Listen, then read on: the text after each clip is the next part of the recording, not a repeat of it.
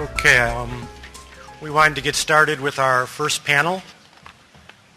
I'm Joel Devine, Director of PTUC, and I wanted to thank Professor Powell for his insightful and helpful remarks, and I think that will really help set the tone and frame the issues for the day. I'm sad to report that Melvin Oliver was not able to join us. He had a family situation and thus cannot come. But I felt that Melvin's work was very critical to one of the elements, one of the dimensions, perhaps even the most obvious dimension, but Melvin Oliver's made a substantial contribution to the literature on wealth disparities in this country, one of the facts of structural racism, and one of the mechanisms where we really see cumulative disadvantage manifest.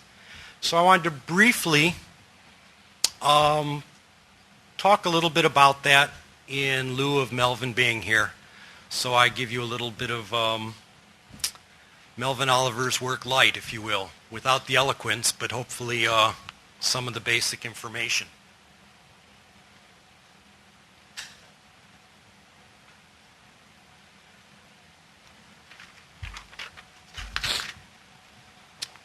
Okay, so Melvin's work, or at least his best known work, I should say, because it's known for other things, is primarily, as I indicated, in the area of wealth distribution and differences. And let me just preface this a little bit with simply showing you a basic empirical fact. As a sociologist, I like to deal with empirical facts. And this is the most recent median household income data in the United States. And we can see several things here.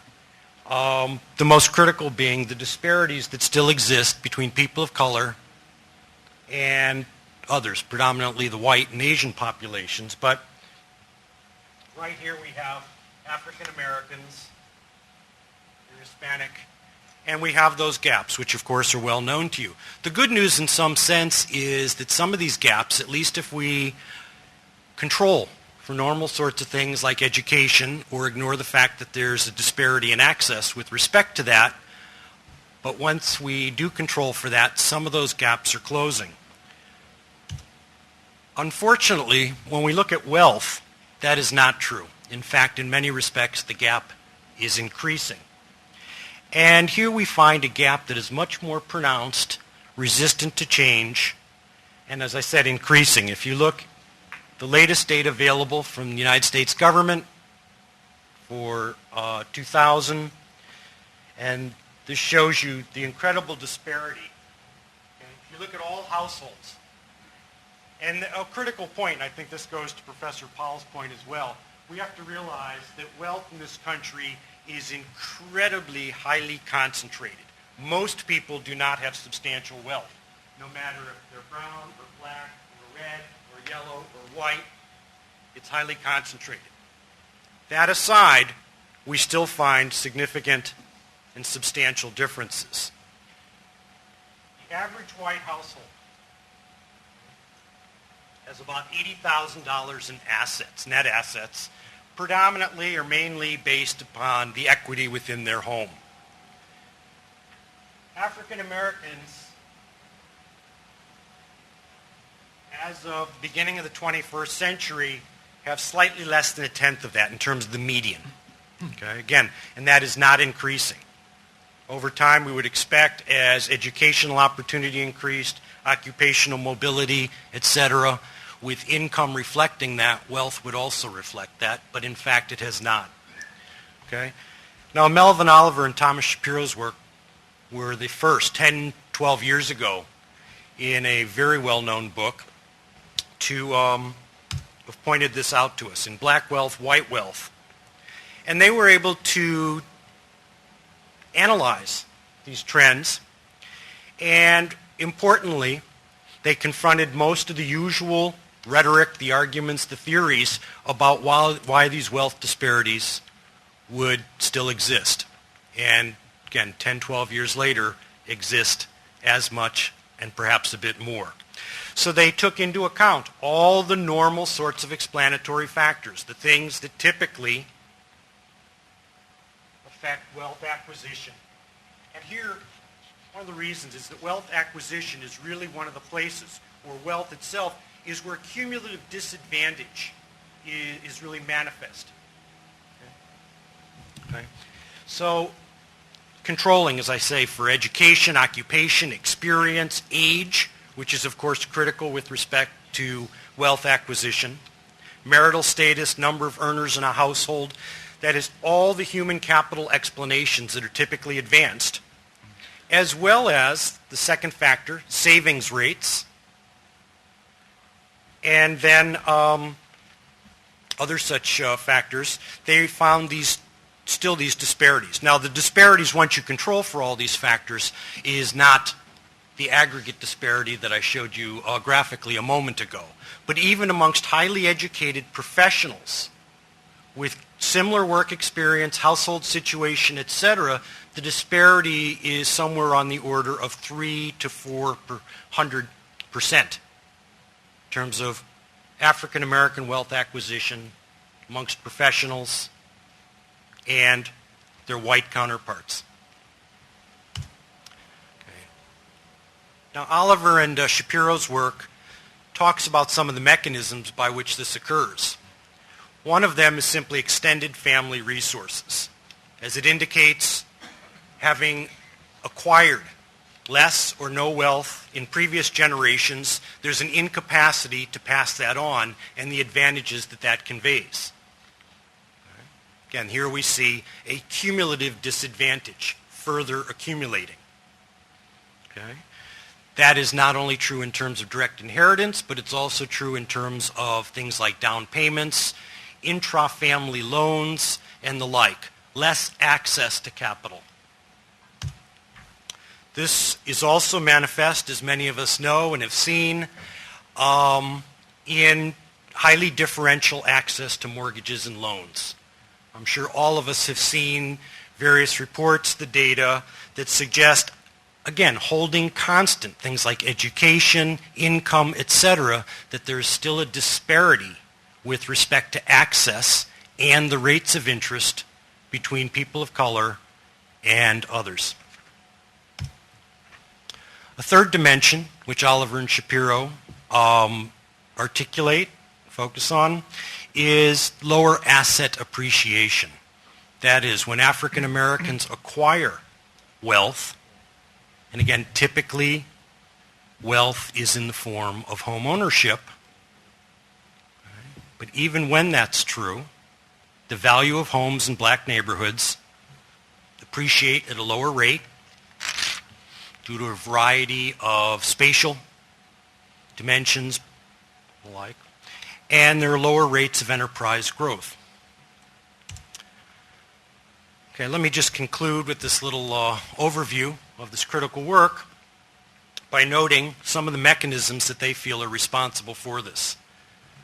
Government policies that have paved the way for whites to amass wealth have simultaneously discriminated against blacks in their quest for economic security. Looking at one of the factors that Professor Powell mentioned, that is the spatially based developmental processes that have occurred in this country for generations.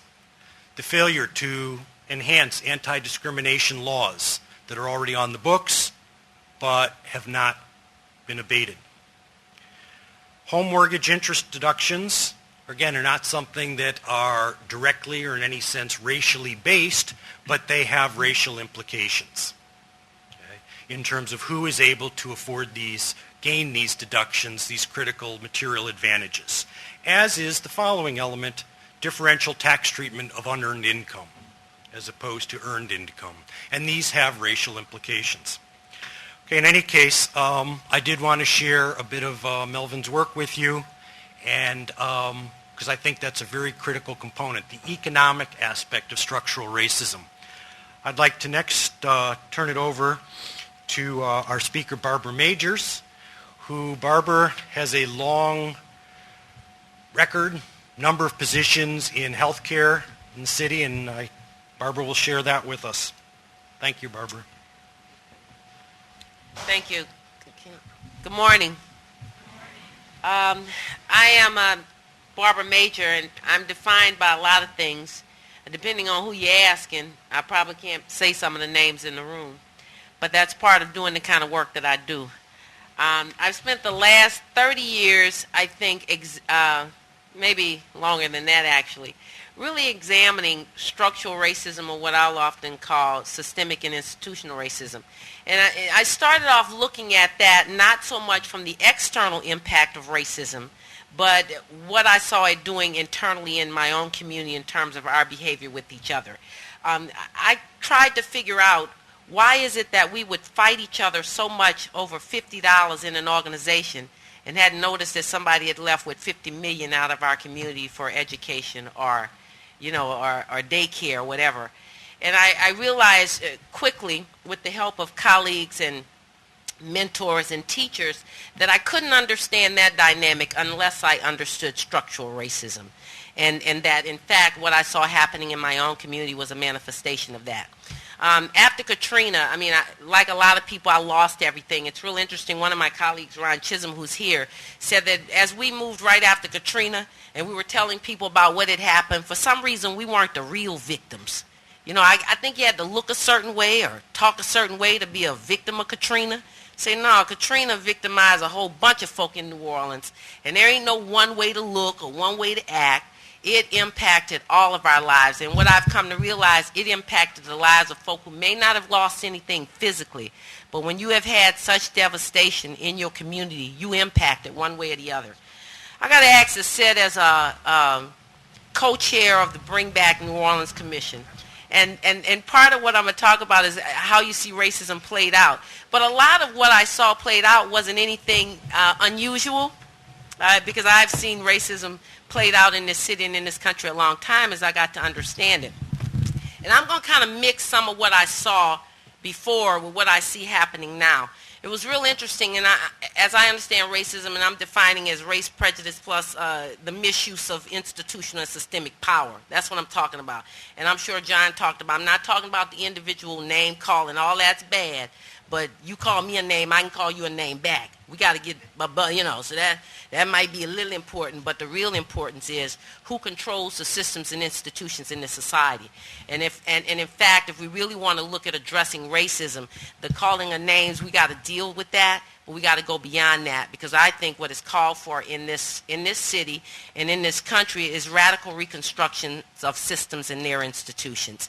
And I can call out any system. I spent a lot of time the last several years in the healthcare system and begin to understand at a whole nother level health disparities.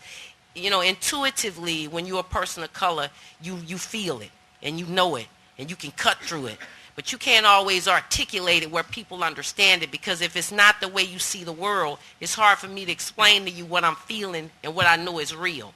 Because racism, and the excuse has often been, about the intentionality of racism. But we've got to move beyond the intentionality and start dealing with the results. Because as long as we're struggling around whether or not it was intended, we'll stay stuck there and never change structurally what is happening to people. In healthcare, and in the Bring Back New Orleans Commission, I wrote a letter after the commission because I was in disagreement with a lot of what I saw and heard. But see, before Katrina, I saw racism, I won't say at its best, because I don't know where it is at its best. At its worst, I guess it would be. Even before, because I saw the ship shaping of my city before Katrina. I saw African Americans, I saw most of us being pushed what I call south of Canal Street before Katrina. And I'm looking at the demographic shift also meant some serious political shifts in this city. So I'm checking this stuff out. I'm checking the whole thing around the school, who get schools, who now claiming for a school uptown. I'm looking at all this, and for folk who in here, part of Lutcher, get over it. I'm just calling it like I see it. But I'm looking at these dynamics and saying, you know what? Some folk made decisions way before Katrina how they were going to change the city to bring the political power in line with the economic power. Because the only power that we had as African Americans was these political positions. Political positions usually defined by white money. I'm just getting real. I ain't talking about black politicians all bad, because we get caught up into that and not understand that you have some good people part of bad systems, so no matter what the decision they make, the result's going to be the same. It's going to disproportionately negatively impact communities of color in New Orleans, particularly the African American community. After after Katrina, I mean, during Katrina, we can go over that, till we, I don't know, bent over backwards, talking about how racism manifests itself. But what I often do is I travel around the country. I have to remind my friends and my cohorts that what you saw in New Orleans is what you can see in any city in this country. I mean, it just got played out there to the public.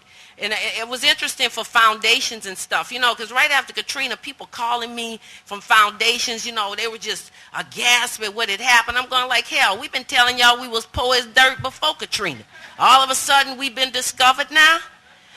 So I got a little, I get a little twisted sometimes with everybody trying to come in and help when we were saying before, but it was only until Anderson Cooper said it that it seemed to have mattered. I'm calling it like I see it. If I piss somebody off, get over it. It ain't personal. It's just personal. As we rebuild this city, I'm not seeing a whole lot of changes in how we're doing things any differently. Every policy that I've seen come down to address the issues of Katrina and Rita, because I can't forget my friends in other parishes who were hit as well. Because I see a lot of the fragmentation that separates and pits us against each other for resources, whether it's Katrina, Rita victims, whether it's my brown brothers and sisters who are here working against the African Americans who are here who can't work. All of those dynamics, I've got to always be conscious of how these discussions are being framed, where they're being framed to only show people of color being pitted against each other. But there's always a larger dynamic that we have to look at when we understand systemic racism. Say, who's framing this discourse? And why? What would the results be of these conversations? Who's even having these conversations? And I've had a chance to say to some of my brothers and sisters, like from Saving Our Parish, I go like, thought they really liked y'all, huh? Now you found out you're in the same zip code with me. I'm going to tell you, that redlining, folk are unconscious of it. That redlining captured a whole lot of people who had no idea of what was going on. The other thing is, when I say the policies were inherently racist, and the road home is just the easiest one to tag, but I could tag education and all of that. Because I'm one of the ones who actually thought that the education system couldn't be any worse. I lied. It's worse.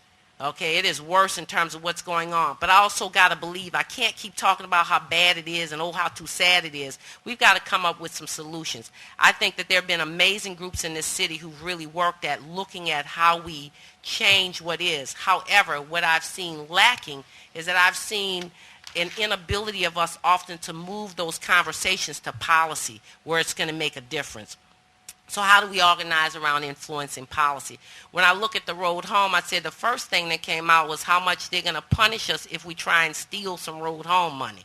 That was the whole thing. It's like, if you come in and lie, we want your fingerprint. I go like, okay, they talking to us in New Orleans. See, there's this code, the code languages that we understand very clearly. Many of us understand. It's just code language. You're talking to us. But what you didn't understand is it wasn't just going to be people in New Orleans that was going to be really hurt by these policies. Now, every now and then they come back and shape the policies for the elderly, for now discussion in terms of the handicapped community. But the bottom line is there was no real intention for us to be able to rebuild our house. If it were, then they would have just straight up give people the $150,000 and let folk go on about their business. Because every program I've ever seen come out of the federal government spend a whole lot more money and time and energy in trying to figure out who's not eligible for it than trying to figure out who's eligible for it. And let me tell you, that comes out of a racist understanding and a blind racist view of who the world is. Now, I don't paint any rose-colored glasses of my own community because I know we've misstepped and made some serious mistakes in how we try and address and deal with racism. Because I'm also very clear that just because you're a person of color doesn't mean that you understand systemic and institutional racism. We still talk about the prejudice. We still think just because we victims, we got it. Not so. The other thing that I've noticed is that a lot of people who've come down to help us, I've seen brilliant folk who've come down and given really wonderful time, energy, and resources are clueless about racism.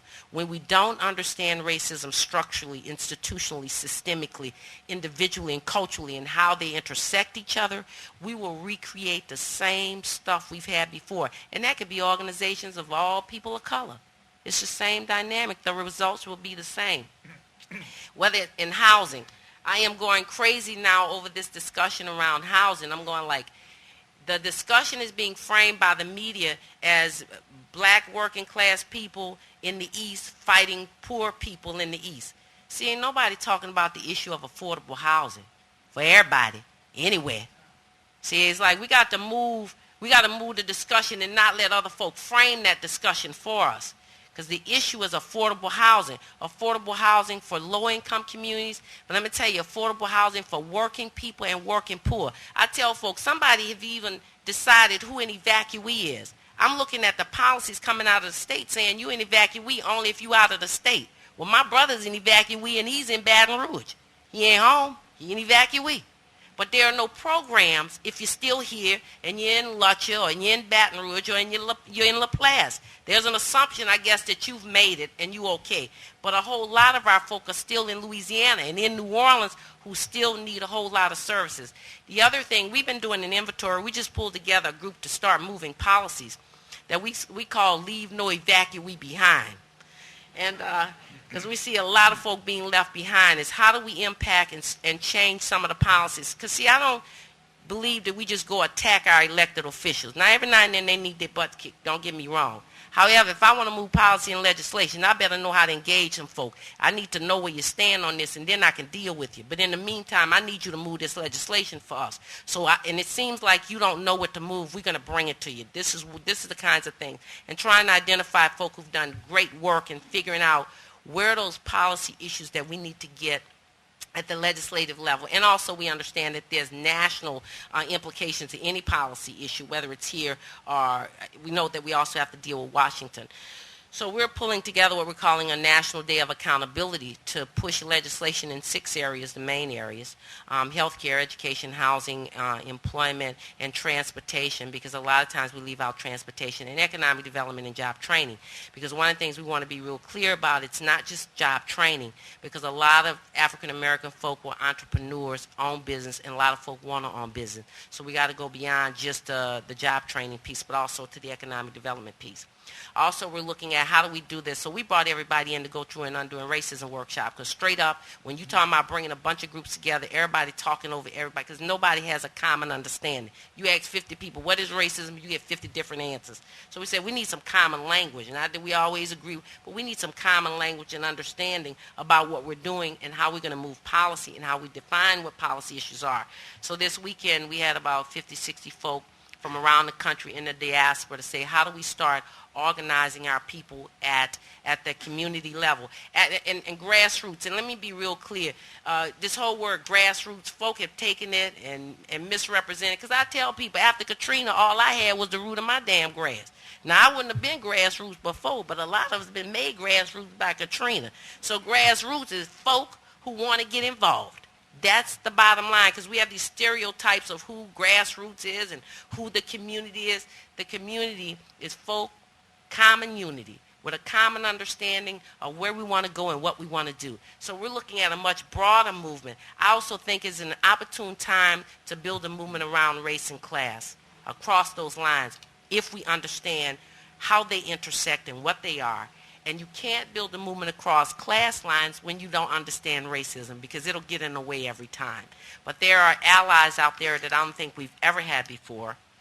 If we're strategic in what we do, we can move, I know, this city and ultimately this nation to rethink how it not only rebuilds New Orleans or participate in that, but how we rebuild the cities of this nation. And I think there are a lot of opportunities at the national level to rethink what's been called inner city and inner city redevelopment in ways that we've not thought about before. Okay, thank you, Barbara.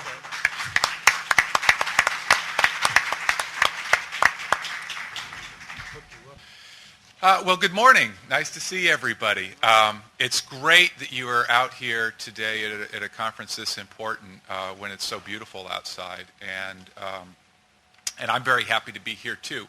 Every conference needs a lawyer, and I guess I'm one. In addition to John Powell, my name's Rob Verchick. I teach at Loyola. Have been writing and talking about the area of environmental justice for at least 15 years or so, and that's what I'm going to be doing today, is talking about the relationship between environmental justice and Katrina. I have some slides which I'm going to show. A lot of them are my road slides when I go to other places trying to explain exactly what's been going on here in New Orleans. Most of you know what's going on in New Orleans, and so some of these we're going to go over more quickly, some of them we're not, and I'm going to focus on two things. The implications of structure in racism, which is obviously what the conference is about, and also the overplay of environmental law, because it's extremely important in this city, and I want to explain some reasons why. When I start out giving talks, I always like to remind people what it is we're really talking about. That is this, what I call the largest engineering disaster that we've ever had in the United States. And that distinguishes Katrina in New Orleans from Katrina in other parts of the Gulf and also from the other hurricanes. Very quickly, this just sort of emphasizes that there was a lot of loss, even if you look at it in extremely narrow ways. We're off the chart in terms of insured losses, which are higher than $60 billion now. Sometimes I throw in a slide to show, if you're interested just in looking at lives lost plus amount of geography of a city lost, we're extremely high on that category too. Fire of London, we still think about because over 90% of a municipality was destroyed, but only a handful of people actually lost their lives. If you look at 9/11 down here, a lot of people tragically killed in a 16-acre area, so not so large in terms of geographic space. But when you look at New Orleans, we really don't have a parallel until we get to the San Francisco fire of an earlier time. And so that's just another way to emphasize to outsiders what it is that we're dealing with in terms of urban disaster. The other thing that I like to show is that there are three lessons that I think we can take from looking at Katrina. I'm going to pause here and give you a few more lessons because I'm talking to an audience that might not know exactly the overplay of environmental justice or what the contributions to the field of civil rights and race theory has been. Environmental justice is, of course, the study of how environmental burdens and environmental benefits fall along distributional lines, including the lines of race, the lines of income, of age, of sex. Gender discrimination and environmental justice has been something that I've spent really most of my time studying, although all of these things are interlaced and they're connected to race theory and feminist theory and poverty law theory and so on. So here are a few things that I think are innovations from the environmental justice field, things to pay attention to in your own organizing. One is that environmental justice activism expanded the definition of environment. They certainly did that for environmentalists who, just 15, 20 years ago were thinking whales and endangered species when you thought about all environmental problems. And they weren't really looking as much on the public health issues, which is what environmental justice brought into this. Environmental justice told us that the environment's urban too, that it is about people, and it's about public health issues. It's about lead in your drinking water, in your urban apartment. It's about asthma, which, as you know, African Americans suffer from disproportionately, and which is linked to all sorts of environmental air issues, including the mold issues, perhaps, that we're having here in New Orleans. It's about rodent infestation in public housing. And, here's the kicker, it's about storm protection and wetlands. And I'm going to keep trying to expand this definition of environment. There are a whole set of environmentalists who aren't convinced that storm protection is an environmental issue. In fact, early on, you don't know about how we environmentalists debate each other and eat our young. But there was a big debate in early 2000, and so as to whether or not environmentalists were understanding the environment in the proper way. And at one time there was an essay called "Death of Environmentalism" from some journalists who made the remark, just a stray remark, saying, you know, if there were ever a big hurricane or if there were ever a big storm, environmentalists wouldn't see that as part of their project. Now, we actually got to test that, right, unfortunately, when Katrina came out. And I have to say that the environmental community, the national environmental community, didn't spend as much time on it as I would have liked. The NRDC, National Resource Defense Council, did wonderful work. And they were down here days after the storm with people on the ground in boots and Tuvex suits checking things out. But I think they were an exception for the large national environmental groups. The local environmental groups got it, and you had the Louisiana Environmental Action Network and several others down here seeing this as a problem that was an environmental problem as opposed to a human rights problem or some other kind. The other thing that environmental justice tells us is that it's about bottom-up activism, that it matters a lot, that it's a grassroots struggle, that people on the ground in geographic areas that they're living in or working in, that they know best. This mantra, "we speak for ourselves," is very much part of environmental justice. It's a strength in the ways that I've described. It gets the message out. There's people power involved. But it's a real weakness in the environmental area, too. In the environmental area, decentralization is hard because environmental law is so top-down. It's so centralized in Washington, D.C. The expertise involved is so mind-numbing that it's hard for small communities of any kind, for small communities to be able to wield the power in Washington, D.C. and pay for the kinds of environmental tests that need to be done. So that becomes a weakness. It also becomes very reactive. And this is, I guess, my main criticism of what's going on in parts of the environmental justice movement. We spent a long time talking about where we're going to cite landfills and where we're going to cite polluting plants. And I would spend all that time. I mean, we have to do that.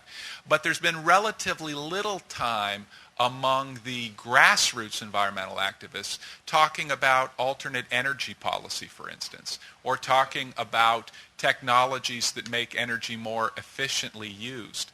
Those are important because if we cut in half the amount of energy we need, we don't need as many power plants, right? Or if we can change the way that we generate electricity, we don't need as many coal plants. These are projects, though, that take a lot of people and a lot of expertise and a lot of foresight and planning. And it's a challenge to any grassroots kind of an organization. So these are some of the things that I think are structural within the environmental movement. The structure being, it has to do with production and use of energy, and that those kinds of structures have to be understood as well. Environmental justice folks are also very good at taking almost any kind of law that they can think of and making it work. The civil rights laws have not been very helpful in the environmental justice area. The equal protection cases have all lost. The Title VI cases have lost. The Section 1983 discrimination cases have lost. You can blame the Supreme Court for a lot of this, okay? It's the way that these laws have been interpreted, these civil rights laws, because they require intent instead, or have been read to require intent or something close to it. And as a result, they're not outcome focused. And when you're not outcome focused, you're not structure focused, which is exactly what Barbara has said. And so environmental justice folks look at environmental laws mainly, because environmental laws are more outcome focused. Is there pollution? Is there not? Is there a public safety hazard? Is there not? There are lots of problems with that as well, but looking at the Clean Air Act, Water Act, environmental impact statements, and these sorts of things have been much more successful. So what are the lessons that we can learn today, if I've just given you a little primer there on some of it? Well, one of the things that environmental justice advocates have taught the rest of us, environmentalists included, is that you have to understand environmental harm by an equation. by looking at an agent, by looking at exposure levels, and by looking at vulnerability. And vulnerability is a big key in environmental justice.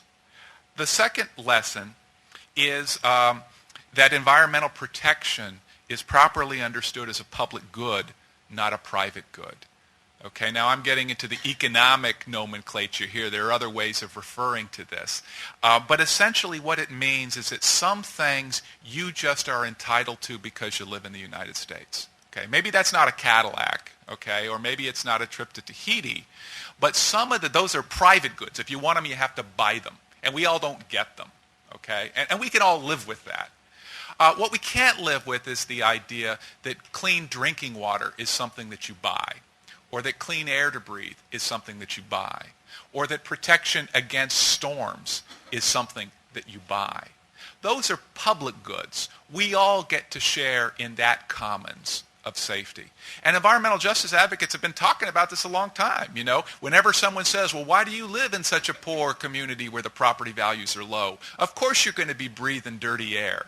You know, the environmental justice advocate says, no, that's a public good, the right to breathe clean air. And I don't have to buy my way out of bad air. I don't have to buy my way out of not living next to a landfill, or buy my way out of not having my kids' asthma aggravated. Those are all things I get for living here. You know, those are commons. You know, I get to have those things just like I get to go to Audubon Park. Those are public goods. And so that's the way that environmental justice advocates frame that issue. Also, they point out that New Orleans is not unique. And let me just show you a few ways of looking at this. When I talk to others outside the state, sometimes I have to convince them that there was more than one agent. There was the hurricane, which caused these problems, but there were also broken levees that the government caused. Okay, I don't have to convince you of that. But it's worth contemplating. What are the structures involved that cause that to happen? Now, if you look at exposure, you start to see why race begins to matter. You know, because when I'm on the road, people say, well, aren't storms equal opportunity destroyers? You see. But in fact, there are patterns of exposure that you know. Here's one you might not have thought of. This is a map of all of the counties or parishes that are disproportionately African American. And where are they? Almost all of them are in the hurricane belt. Okay? That's structure, right? Nobody set out to say, let's put all African Americans in the hurricane belt. But we have all these historical structures of slavery, failed Reconstruction, failure of civil rights laws in one way or the other. And what this means from a structural point of view, folks, is that policy in the United States about storm protection is African American policy. All right? It is something that belongs on the African American agenda, because this is where African Americans are disproportionately located. You know the drill about elevation in New Orleans and property values and so on. This is just a slide that shows elevation levels. This is a superimposed slide from a friend of mine at Duke who put the overlay of the storm on areas that had large minority density, which are showed by the darker neighborhoods. It shows something that most people here know, but that a lot of other folks don't. Although it's worth pointing out that places like St. Bernard Parish, almost all white, and places like Lakeview, almost all white, were hit obviously as well. I'm going to move from these. These just try to convince people that the damage was extensive. But here's a graph that shows that, in fact, the damaged areas, 75% of African Americans lived in the damaged areas. Only 25% of whites lived in the damaged areas. On the other hand, the deaths seem to reflect the distributional qualities of the demographics in New Orleans.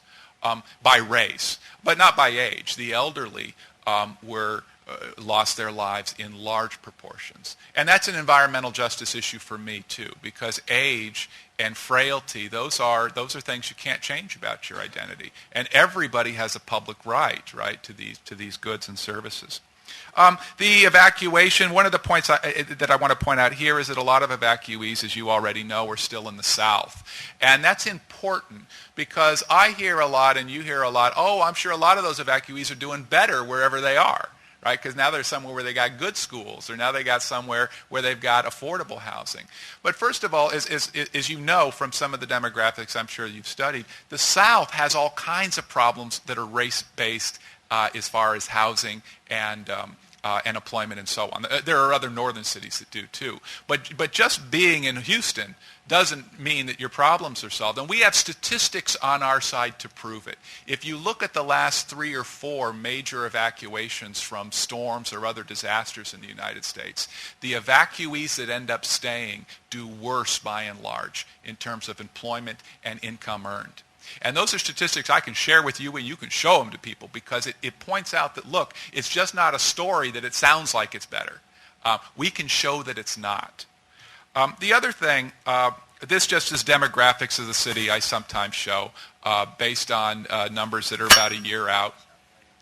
One thing that's interesting is, did you know that we're more of a male city now and less of a female city?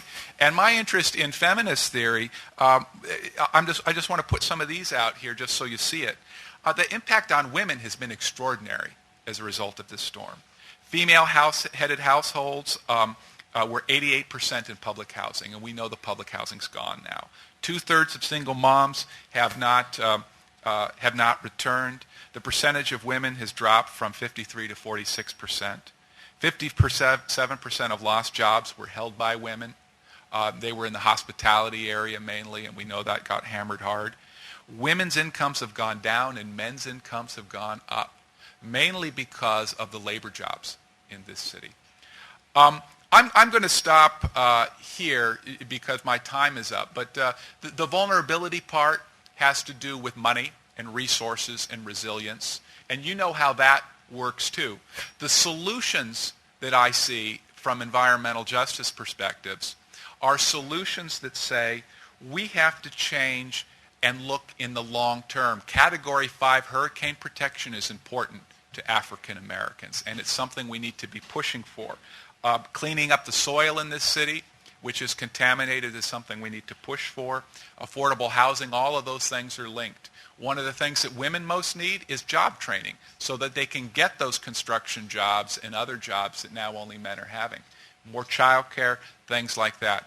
These are all very tall orders and looking in the long term, but that's what structural problems require, is long-term thinking. So thank you very much.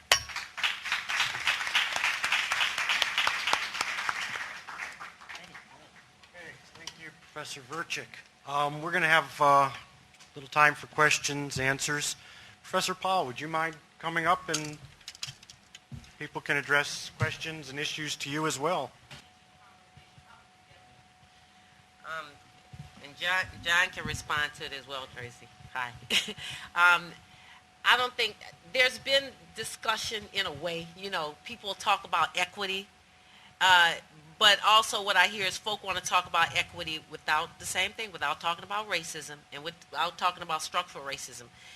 For example, it's the whole thing around, and I think somebody mentioned it, the whole thing about why did we live in the ninth ward? You knew you was living, like somebody said, you know you was living in a swamp. I go like, yeah, well, at the time, that's the only place I could get a house because all the good stuff was gone. That's where most of us, I'm second generation homeowners because my father, being a World War II veteran, was able to get a house. But what a lot of folk don't understand, that attached to that housing policy after World War II, you could not integrate a community that was historically segregated. So the ninth ward, a lot of the ninth ward was built up based on segregation, which automatically devalued our homes anyway. So now you come back with the same kind of policy that will devalue us even more. I don't think we've really, and the other thing, I guess I just have to make it plain. Folk want to talk about the social good and equity and all the words without really understanding that what that means to address that is radical reconstruction of all of our institutions. I mean, not just colorizing them, you know, as we say, making them look rainbowish, but I mean going to the gut of why these institutions exist. If, in fact, our education system exists to educate children, I don't think we've come to any consensus on what quality education really is. And if, in fact, we want quality education, then we know equity does not mean equal, because a lot of our children have been historically disproportionately left out what it really means to have a quality education. And I don't know yet. I can't say that this state, I definitely haven't seen this nation be ready to really go there, because one of the things that came up in the meeting this week, which I found fascinating, was the idea around, we know that education is funded by a property tax. What if we looked at regionally taking all the property tax and putting it in one pot and then proportioning it out based on need? And I know folk in Jefferson and stuff will go berserk, but hey, it was a great thought. Yeah, and so, yeah, but I mean, it's a great thought. And I don't know if we're really ready to get there. I think we just have to keep pushing at that policy level. Like, I can't say I can change anybody's heart like that, but I think there's some legislation. You may not like me, but the law will hold you to treating me like a human being. And that right now is about the best we can do. But I also feel that majority of people don't do stuff because they're mean. See, I know that me, just like everybody else, we've been socialized to do and to act and behave and to see the world in certain ways. And part of it is being able to create spaces where we can have the candid discussion that need to be had. It doesn't mean that we'll all agree, but at least we'll understand what we're all talking about when we say it, and not just see each other as crazy, wild, activists, rat. It's not about that. It's about what do we want to see come out of what we do. We want to see the rethinking of an education system. And I want people to understand that the community now, and this is me, I feel like we're under such attack right now from everywhere. Everything. I hear people redesigning the healthcare system without the people. I don't know who's redesigning the school system, but I haven't heard of folks sitting down talking to parents, to the folk that they don't agree with. Almost every system seems to be reshaping, but not really being transformed. I just hear some reshaping or reforming or whatever they call it. So the whole issue of social, and social, I don't even know if everybody's, when they say social equity, if everybody mean the same thing. I think how do we bring back the humanity in the institutions? I don't know if we're bringing it back because some don't even have it. But I do believe we can institutionalize humanity. I believe that. I'll just add a couple of points. One, I want to lift up, I think all the panelists were very good. I want to lift up a couple of things that were said, starting with what Barbara said about really restructuring the institutions. Our institutions are broken. It's not our kids are broke, or it's our institutions are broken. And they're broken. The fact that they're broke actually affects everyone, but disproportionately. So think about this. General Motors, Chrysler, and Ford had a meeting with President Bush. They didn't talk about tariffs or about cars coming over. They talked about health care. They basically said, we cannot afford to compete in a global market where most other countries who are competing with us have a national health care system. 20% of our cost in terms of building a car is the health care system. So you would think the head of the three of the most powerful companies in the United States, who are with the Japanese eating their lunch, they would be talking about something else, but they're talking about healthcare. They're seeing that the system is broken, and this means that the United States can't compete with people who have better systems. And there's so many of our systems that are broken, and what I was suggesting earlier is that we fail to notice because, we sort of look at the black folks down the road and say, well, my schools are better than your schools. And our schools are broken. You look at any report in terms of how the United States is doing in terms of education compared to the rest of the world, and we're on a slide down. Healthcare on a slide down. So part of it is to really, I think, reframe it so people see that the trajectory we're on simply will not work. And I just want to pick up one of the things that Joel talked about in terms of wealth. What we've done, wealth is actually intergenerational transfer is the biggest form of wealth. And when most white folks got their first leg up in terms of housing, it was under Jim Crow processes.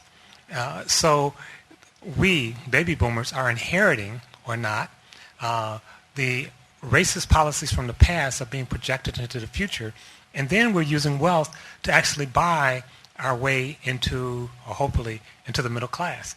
Well, you've just cut out a whole group of people, and now you say, if I inherit something from my mother or father, it doesn't mean that I am personally racist, but that money is racialized money in a very powerful way.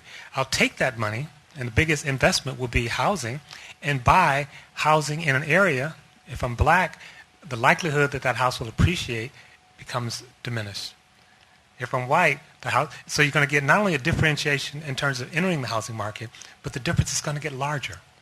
And it's not dependent upon someone being racist or not. So I think that we have to really think about how to interrupt these systems that will perpetuate racial disparities and sap the energy of the country forever.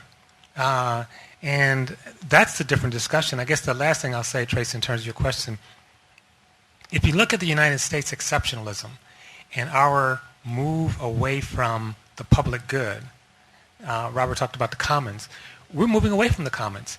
There's scientists in the United States today who are fighting to be able to share information. They're afraid that because scientific knowledge has become so proprietary, that it used to be the scientists all got together and, at the universities and shared information. Now they're all working for companies. And the company's saying, you can't share with your colleague because you're doing research for us. And the scientists say, that's how we learn. That's our culture. That's how we work. That's how we learn. And they're really concerned that as knowledge becomes privatized instead of part of the commons, it will sap our research capacity. So the real attack in the United States, one of the real attacks has been attack on the public. Everything public is on the defensive, whether it's public housing, public schools, public hospitals, public transportation. And part of the reason for that is race. As soon as we showed up, right? Public housing initially wasn't for black folks, it was for white folks. As soon as we showed up, it's like, now it's bad. Public schools wasn't originally for black folks, actually it was in terms of Reconstruction, but since then it's been for everybody. As soon as we show up, well, we don't need public schools anymore. We can all do this by charters. Mass transit. In Detroit, then I'll stop. When General Motors was starting to take off, they started buying up all the mass transit and ripping it out. In Atlanta, where people are choking on the air because they're all in their cars stuck in traffic, the federal government tried to give them money to build another transportation line, and the people said they didn't want to take it. They didn't want another transportation line because black folks would get on the public transportation and come out into their community. You think of the structure of New York. The building of New York, the design of New York was to build bridges so low that buses couldn't get through because who was going to be on those buses? Black folks. So it's like there's so many, race has been we've been obsessed with race in the structure of our physical space, of our political space, and of our social space. And we're inhabiting that now. And if we don't turn it around, we all will choke, not just black folks, but everybody. So we really need to reclaim the commons in a big way, to reclaim the public in a big way. And if we don't, then I think, we'll continue to be on a fairly rapid slide. I'd like to add an element to this discussion, and as a backdrop for understanding or listening to me, I'd say that for 38 years I have lived among and ministered with poor black folk. My life changed the year of Jackson, Mississippi, the Meredith March for Voting Right. When I was at the state capitol and all the black leaders of this country were there on the platform, and I looked at a place like that whole, I don't know what it's called out there, that whole green area, every armed person in the state was out there trying to control folks who had come for the right to vote. The way I talk about it was my soul was seared that day when I saw the hatred of white people toward black trying to get the right to vote. That was a powerful experience in my life, and it led me toward residency in St. Thomas Housing Development here in the city for 14 years. So I've attended as much as I can the meetings about public housing. I could spend a few hours talking to you about what I long to share with you, but I can't do that. So this I want to say. Whatever you all say from the academic intellectual level, I want to say from a faith level. I would like it to sound ecumenical because I believe in the other churches, synagogues, and mosques. But my own tradition suggests simply the Our Father. I think so often the answer is in the Our Father, if we really believed and lived it. Our Father, who art in heaven, hallowed be thy name. Thy kingdom come. Everything we talk about is a denial of the kingdom coming. Thy kingdom come. Thy will be done. And the Father sent his Son to live among us and immerse himself among us to show us the way. And the will being done meant he was willing to lay down his life for the Father's will.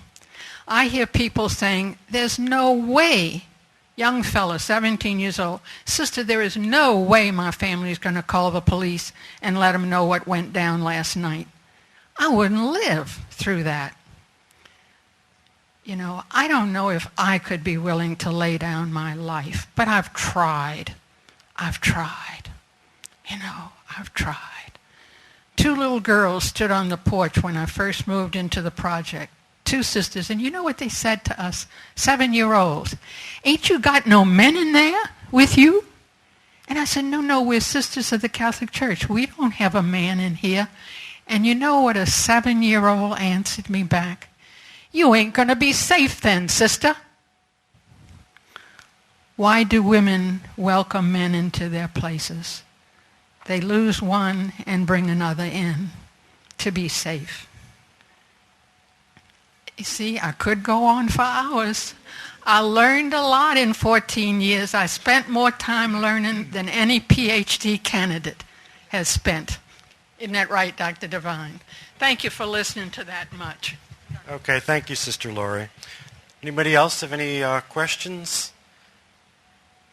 Please, Vicki. This afternoon we'll have it's organized to be a bit more participatory. We can fit in a few questions. My name is Miji Park. I'm with the Idea Village. We're a small business development organization. And I'm just looking at the title of today's summit and realizing that certain communities may have a certain level of discomfort when looking at that type of title. So I'm wondering, is it possible to address structural racism without necessarily framing it as directly addressing structural racism? Let me say a couple of things about that. First of all, what I use the term a lot. We just submitted a brief in the Supreme Court in 2 important school cases. The brief is the structural racism analysis, but we didn't use the term in the brief because we felt like the justices, the 8 men, and some of them would have been okay, but some of them would have been, if they'd have saw this is a brief on structural racism, they wouldn't have read it. We think of structural racism as a different way of knowing and an analysis. We don't think of it as a communication strategy, but we do think of it as a profound way of knowing and understanding. What you do with that knowledge is a different question. And so structural racism becomes really a synthesis of how to know and understand the perpetual racialization and how systems and structures work in our society. Then we need a program.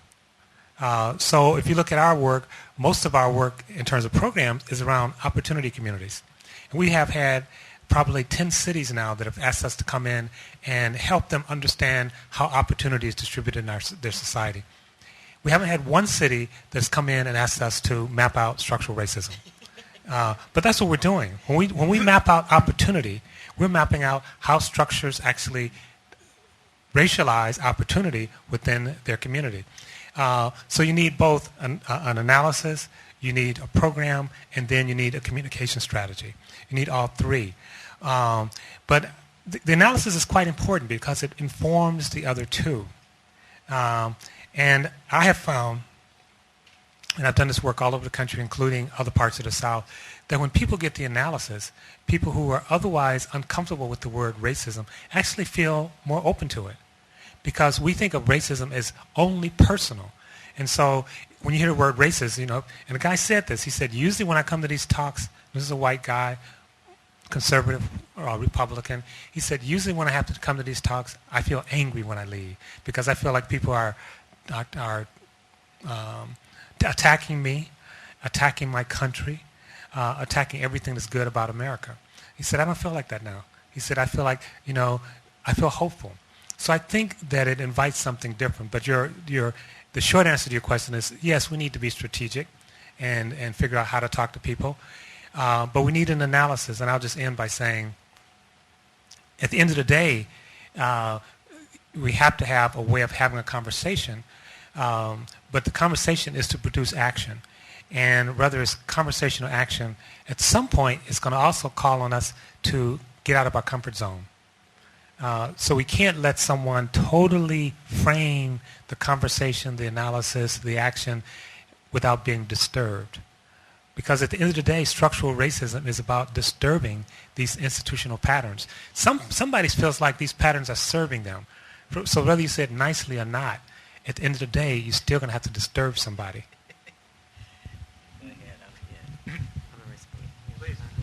Oh, could I just quickly respond as well? Yeah.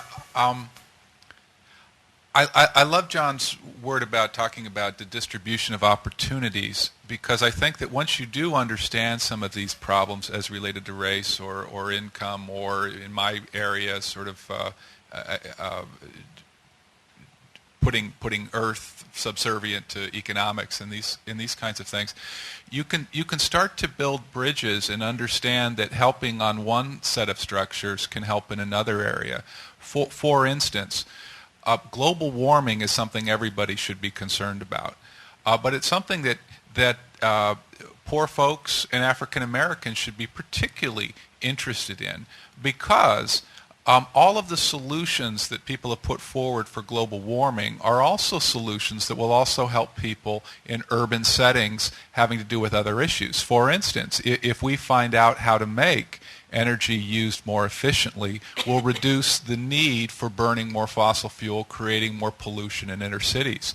If we find ways to filter out carbon dioxide, a greenhouse gas that goes into the environment, and many cities are doing this with their own greenhouse gas plans, we're also going to be reducing things like carbon monoxide, particulate matter, and other things that go in the air that aggravate asthma or that cause other more acute problems for vulnerable communities in inner cities.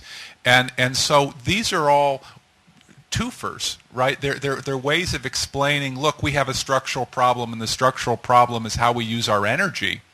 But addressing that structural problem will also work at relieving burdens that are faced by people who are more vulnerable because of race issues and housing plans, and because of economic issues. And so I think that we could have different conferences on different kinds of structural problems and still be working toward human rights. Global warming, if you look at maps, is going to hammer the equatorial countries. The people who are going to be killed and hurt the most from global warming are going to be people of color, because those are the folks who live in the tropical areas of the world. And so these are all things that we need to think about, even though we might be thinking about it in terms of environmental structure rather than racial structure. Also there are different audiences. So some of us know straight up it's racist, and we're going to call it. You got to know your audience and who you're dealing with. I can't go the same places that John can go, because I'm going to call it like I see it. But folk in the community, we know it's racism. And so when you're working in community, you help people be able to understand that though beyond the individual pain or whatever. When you're dealing in structures, you have to approach it differently, because people are at different levels, so you engage people at different levels. What I've seen historically, though, we'll engage them at that comfortable level, and we don't move them any further. That's what scares me, because my thing is, if you can't call it, you ain't willing to deal with it. And so if you know that you got to start here, you also have to know that you can't stop there. Until you get to the understanding of structural racism, you're not going to resolve what we're trying to resolve. But I also know that I can't talk to everybody that same way, because I might say, John, you need to go in and deal with this group. It might be a university, not Tulane, of course, but it could be a university. I say, John, you got to go in and deal with this group because that's the audience. I mean, let me tell you, when you deal with racism, it's interesting that we got to deal with racism, but the one thing that's always seemed to be really important, we got to make sure that white people don't get all upset and mad. Because you could have, let me tell you something, I've seen workshops all over this country where one white person get real mad because you deal with racism and the whole thing shut down and we don't have the conversation anymore. And white people need to start calling white people on that stuff, not just people of color. You know what I'm saying? So you start where you know your group is. You know they're not ready to go there, then I'm not the one to talk to them. And I know that. The messenger is important and how you frame the message given the institution. Because the other thing is, when you're addressing structural racism institutionally, we've got to understand that institution has a language, a culture, a history. You got to respect that. You just don't go in there charging the institution, you're a bunch of racists. No. There's a process, and you've got to be really clear that you understand the process, because when we go in and think we can do that, we cause more harm than good, because we turn people straight off and it takes years to get back up in there and do it. So some of us who do this work got to know that's not a place I need to go. Somebody else need to go. And you got to also be the one to say, Barbara, this is not where I need you right now. I need you later on. I need somebody else. Right. That's what we've got. But we've got to understand that to be able to deal with each other honestly around those issues. You know what I'm saying? And that, I just had to say that. Because usually when people say, do you have to say racism? I usually go, yeah to the hell yeah.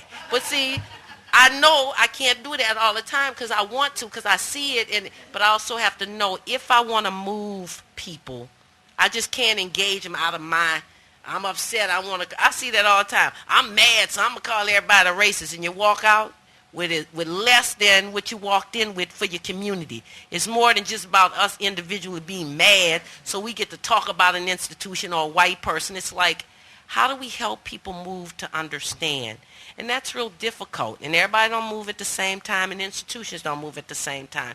So my thing is that I got to respect the institution, its language, its culture. I can't bring it the same way I might bring in a community group that I would at a hospital or at a school. It's just being real clear that there are different methodologies to get to it. But the deal is that we get to it. And it scared me because now when we start talking about racism, everybody start coming up with all these other names, prejudice, reduction, and all that's good. But once you reduce my prejudice, are you going to change the institutions?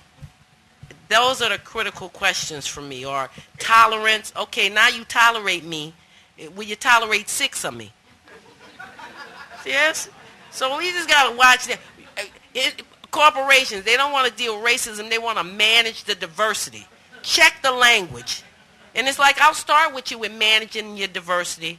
You know, we come in, do a workshop, and nobody get called a racist, and we hold hands and kumbaya, and everybody wear their cultural outfit. And then in 2 weeks, everybody mad at each other again. The blacks mad at the Latinos, the Latino mad at the Asian, the white people stand back and checking it all out, and nothing changed because the power relationships have not changed in that institution. Oh, that was, I just had 1 can of Coke. Let me add just one more thing. These are actually very important issues, and they affect everything. And there's a lot of complexity that we're sort of rushing through, but I want to bring you back to one very important. There is a tremendous effort to avoid a racial analysis. And in one way, you hear this all the time. It's like, it's not race, it's class.